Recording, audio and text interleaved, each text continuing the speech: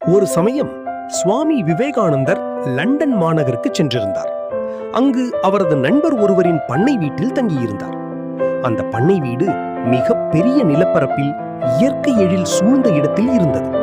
அங்கே நிறைய மாடுகள் வளர்க்கப்பட்டன. ஒரு நாள் மாலை பண்ணை மைதானத்தில் விவேகானந்தர் நடந்து சென்று கொண்டிருந்தார். அவருடன் நண்பரும் நண்பரின் மனைவியும் நடந்து சென்று கொண்டிருந்தனர். அப்போது சற்று எதிர்பாராத விதமாக ஒரு மாடு அவர்களை நோக்கி சீறி பாய்ந்து வந்தது. அதன் மூர்க்கத்தனமான ஓட்டத்தை பார்த்து பயந்து போன நண்பரின் மனைவி அப்படியே மயங்கி விழுந்து விட்டார். நண்பர் மனைவியை தூக்க முயன்றார். அப்போது மாடு அவர்களை நெருங்கிவிட்டது. நண்பருக்கு கையும் ஓடவில்லை, காலும் ஓடவில்லை. இன்னும் சில நொடிகள் அங்கே இருந்தால் மாட்டின் கொம்புகளுக்கு இரையாக நேரிடும் என்பதை உணர்ந்த நண்பர் தன் உயிரை காப்பாற்றிக் கொள்ள எழுந்து வேறு திசையில் ஓடினார்.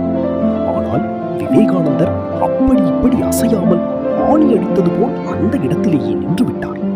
பாய்ந்து வந்த மாடு கீழே விழுந்து கிடந்த நண்பரின் மனைவியையும் விவேகானந்தரையும் விட்டுவிட்டு ஓடிக்கொண்டிருந்த நண்பரை துரத்தியது. அதிர்ஷ்டவசமாக ஒரு கட்டத்திற்குள் புகுந்து தப்பினார் நண்பர். அதன் பிறகே பண்ணை ஊழியர்கள் ஓடி வந்து மாட்டை பிடித்து கட்டி போட்டனர். விவேகானந்தர் அதன் பிறகே அந்த இடத்தை விட்டு அசைந்தார். அங்கு வந்த நண்பருக்கோ ஒரே வியப்பு. அப்போது நண்பரின் மனைவியும் மயக்கம் தெளிந்து எழுந்தார். சிறிது கூட பயமே இல்லாமல் அந்த ஆபத்தான நேரத்திலும் ஒரே இடத்தில் உறுதியாக உங்களால் எப்படி நிற்க முடிந்தது என்று கேட்டார் நண்பர். அதை கேட்டு மெல்ல புன்னகைத்த விவேகானந்தர், நான் வித்தியாசமாக எதையும் செய்துவிடவில்லை, வருவது வரட்டும், சமாளிப்போம் என்ற ஒருவித மன உறுதியுடன் நின்றுவிட்டேன்.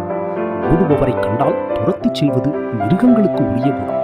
அதனால்தான் மாடு என்னை விட்டுவிட்டு ஓடிக்கொண்டிருக்கும் உங்களை துரத்தியது என்று முடித்தார். உயிருக்கு ஆபத்தான நேரம் கூட அதை கண்டு பயந்து ஓடாமல் வருவது வரட்டும் என்ற மன உறுதி பெற்றிருந்த சுவாமி விவேகானந்தரை பார்த்து பெரிதும் வியந்தார் நண்பர். இந்த கதையிலிருந்து நாம் கற்றுக்கொள்ளும் மிக முக்கியமான பாடம், எந்த இக்கட்டான சூழலிலும் பயப்படாமல் மன உறுதியுடன் எதிர்கொள்ளும் தைரியமே